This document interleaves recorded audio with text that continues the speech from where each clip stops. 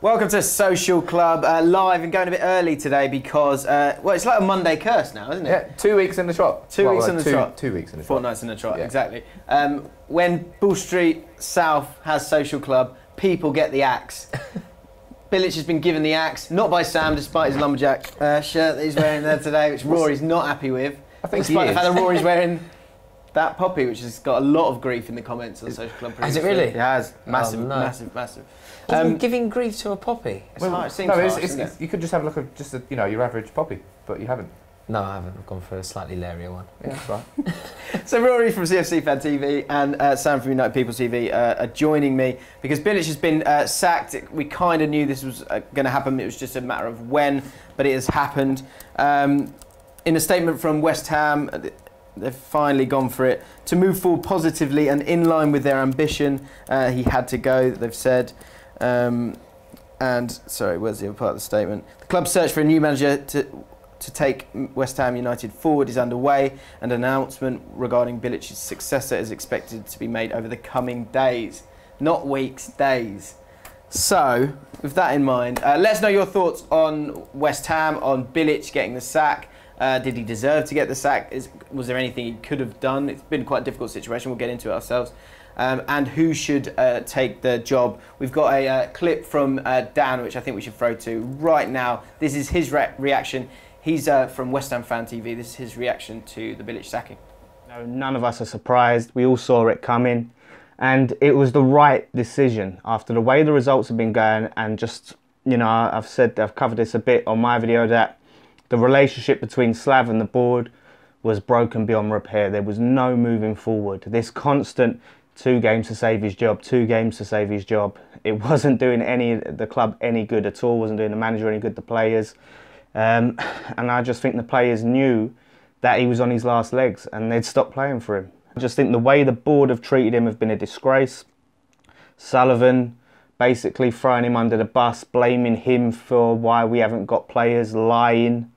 We know it's a lie. Slav has even come out, and when he doesn't talk often, came out and said that's not true about Cavallo. A lot of talk about the next manager. David Moyes is the favourite. As the time I'm recording this, he is the favourite, and he is very unpopular with the fan base. There have been umming and ahhing over whether to sign him based on reaction. But he's got that link with Tony Henry. He worked with him at Everton. Tony Henry, who's the chief scout at West Ham, has a lot of sway and a lot of power at West Ham. I believe that is the strong link. Now, I don't want him. If he comes, I'll back him. But if we get him, I only want him as a short term to the end of the season, because there are good managers available at the end of the season. We can try and get Marco Silva.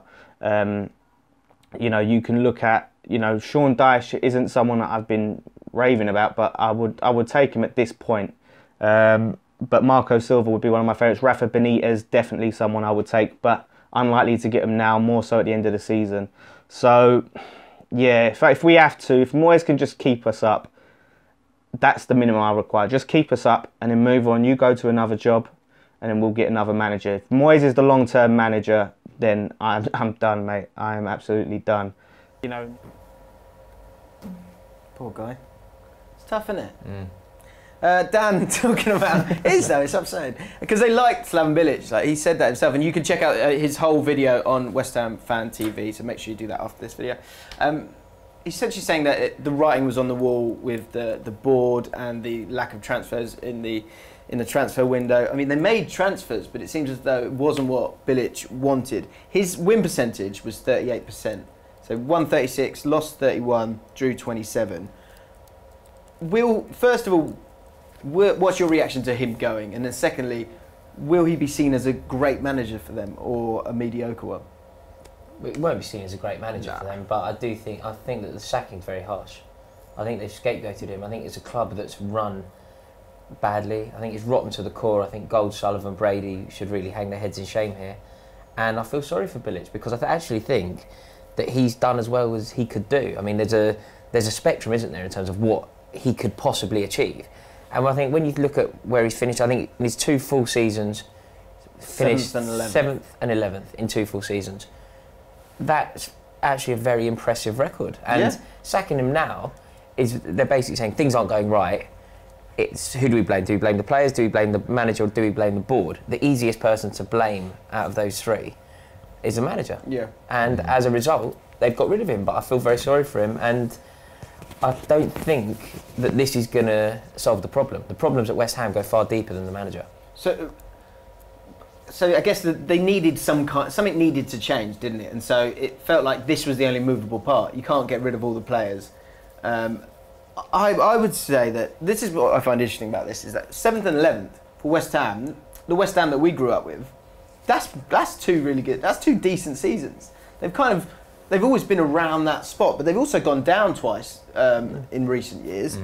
And so were the expectations a little bit too high when he's kind of created the problem himself by doing so well in that first season. A lot of things came together. It was the last season at the Bowling Ground.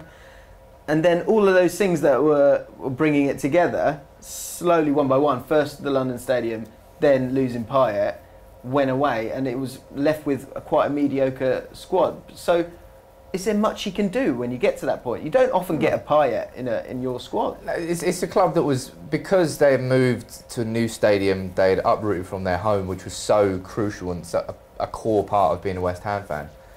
They made that transition because they wanted to take the step up as a club. Think, all right, it's worth the risk of the consequence of moving out of the Bowling Ground to move to London Stadium. We've got this great squad. We've got Payet, who is a world-class player.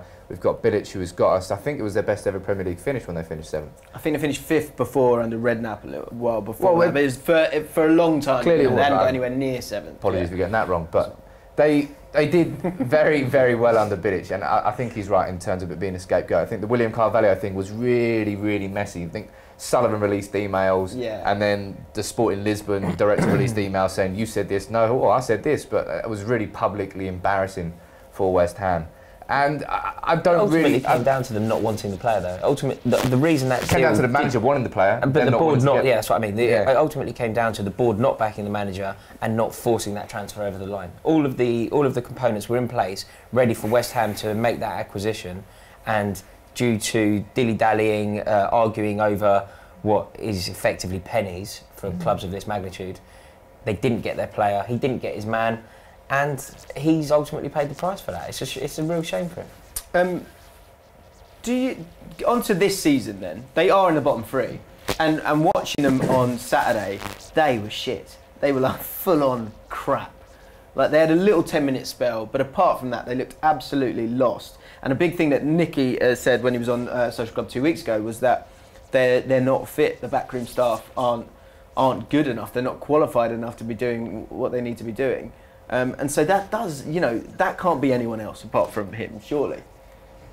Yeah, the performances, the bottom line is, my view on this is that he had to go because the performances weren't good enough. But I don't think it's not been easy for him, the move to London Stadium. But he could have had them a lot more, lot better prepared for different games. To concede that first goal against Liverpool straight from a corner was embarrassing. That's of course, so but basic. these things do happen, and I think the point is, of course, it looks like he had to go. The results weren't good enough, and I think that West Ham need a shake-up. They need a change, and that's the easiest way to do it. I think the reason I feel that it's not necessarily the correct decision is because I don't think that anybody else could do a better job than what Bilic has done in those circumstances. So, Liverpool at times were mesmerising the other day. Salah was unplayable, and they were comprehensively beaten. But these things happen. That isn't the indicator that you immediately need to sack your manager. But I think it's the Brighton game, it's the Huddersfield game. I think didn't they lose 3-0 to Newcastle? The Palace game as well, when they were 2-0 up against Palace. That was the game that was touted as this is the one where Bilic could save his job or can't save his job. And something that Dan was saying was that was all bullshit. We've heard so many times that Bilic has got X amount of games to save his job. It's just the fact that the board wanted rid of him for such a long time that it was effectively coming from the summer. Yeah. So moving forward, which is what West Ham is saying here, to move forward positively and in line with their ambition. That doesn't involve David Moyes. He has to go, and it looks like at 1 to 20 with the bookies, David Moyes is the choice. The other glaring thing here is the fact that the entire backroom staff for West Ham, as well as Bilic, have gone, except for Chris Woods, goalkeeper coach, who was a goalkeeper coach for David Moyes at Everton. Bit of a Judas move, isn't it? Yeah. Well, you've got to take. I hang about. Yeah. yeah. But I don't know. Was he? So is he currently caretaker manager? That's frightening. I think so, yeah. Anyway, so it looks like it's going to be done. Dan himself said, if he gets the job long term, he said he can deal with him having it from now to the end of the season. But if he gets given it long term, then I'm done. I can't see that. I can't see that happening. I don't think Moyes isn't going to sign an interim contract. Moyes will want a 3-year contract at least. Got a 6-year contract at United, I think. Yeah. So Moyes isn't going to do it. Moyes isn't going to take it to the end of the season. If it's Moyes, and from your odds there, it's looking like it's pretty much a banker. Moyes is going to be their manager for a 3-year contract, surely. I think prior to last year with Sunderland, I thought. When we did the Premier League predict at the start of last season, I was like, Sunderland, they'll be fine. They've got David Moyes. He's used to that sort of managerial role where he's got scrapped for a relegation and he just about survives. He was shit last year with Sunderland. He couldn't have been any worse. So you've seen that this year. He bought the bottom of the Championship. He bought Papa Djilobodji off us. Like, you think, mate, what are you doing? Like, what are you doing? Do you know what's quite interesting here, right? What's a really, really interesting point? You know, there's a lot of people and there's this consensus among a certain section of British footballing fans who say British managers don't get enough of a chance at this level.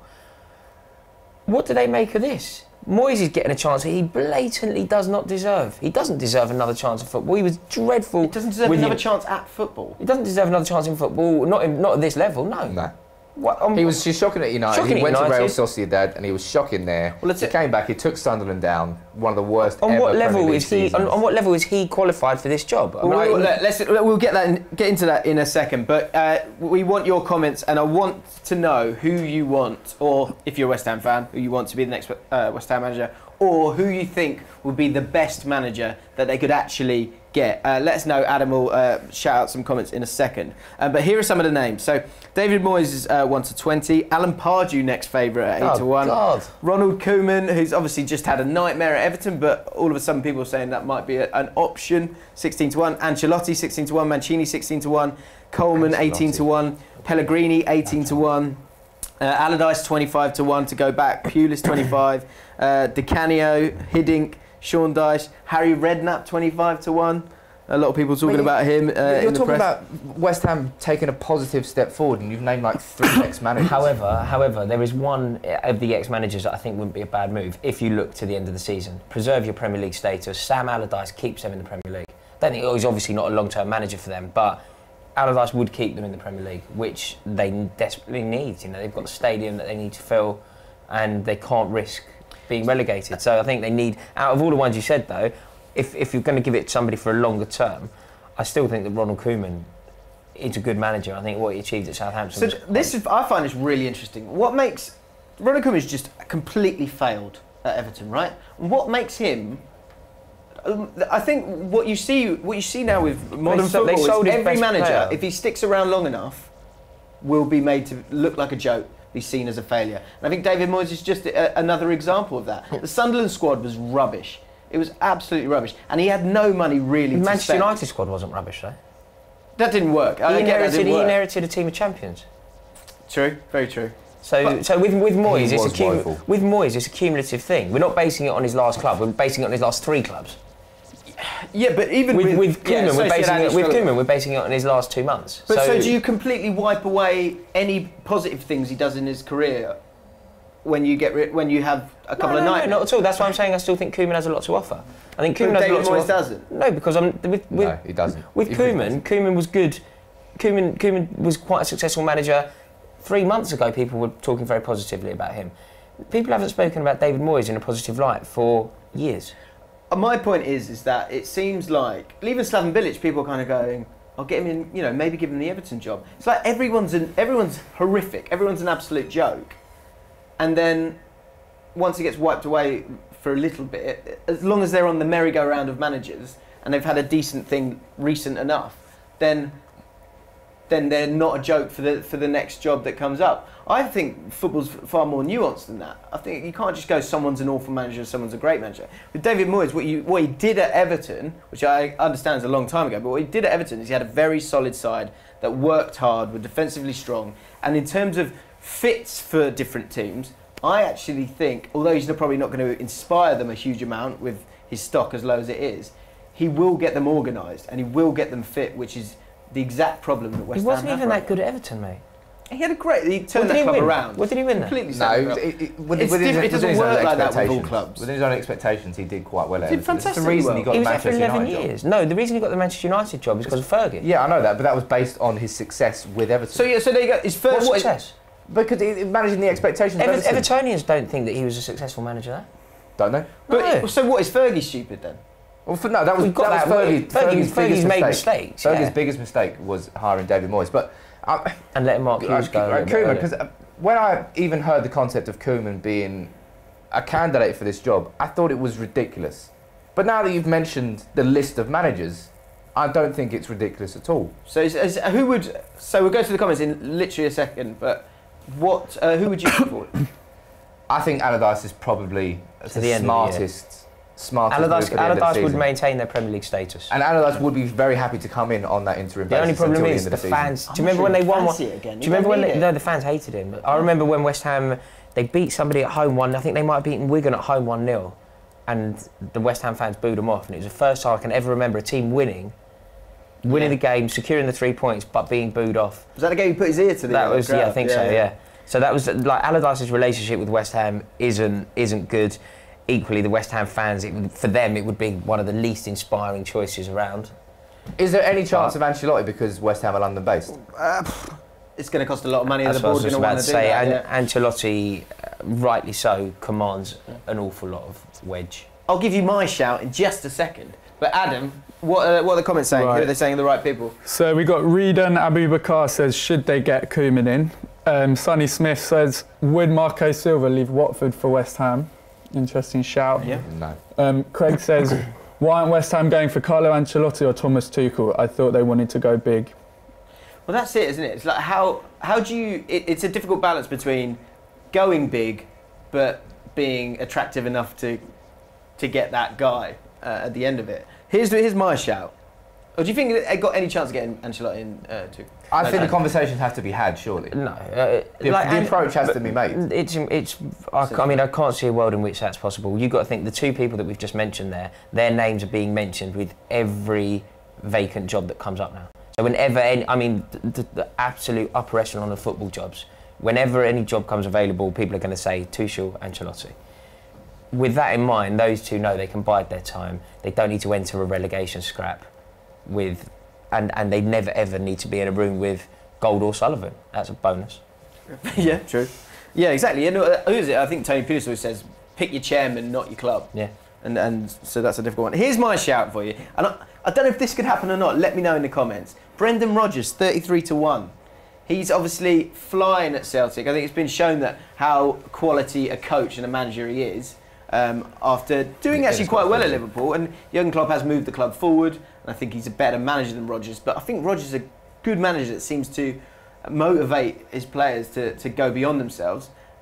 Could they get him? I don't know. But they're breaking all sorts of records in Scotland. He's having a time of his life. But that's done. He's having a time of his life. There, just chilling out. Everything's rosy. Yeah. Don't have to worry. Why would he go from that to a relegation scrap? Because if you're Brendan Rodgers, I would guess you're a bit of an ego, right? And if you're a bit of an ego, then you want to get back in the Premier League and you want to be managing the top teams in the Premier League. Yeah. West Ham on that right now, but they have huge potential. And the players that they've brought in have been woeful. But that's not a new problem with West Ham. Their transfer record over the last 5-10 years, especially with strikers, is like an abomination. But I think Rodgers has leverage as well. So if they did go for him, I mean, it probably won't happen. It'll probably be Moyes. But if they went for him and said, "Look, you've got an incredible setup here, a lot of money. It's an attractive club."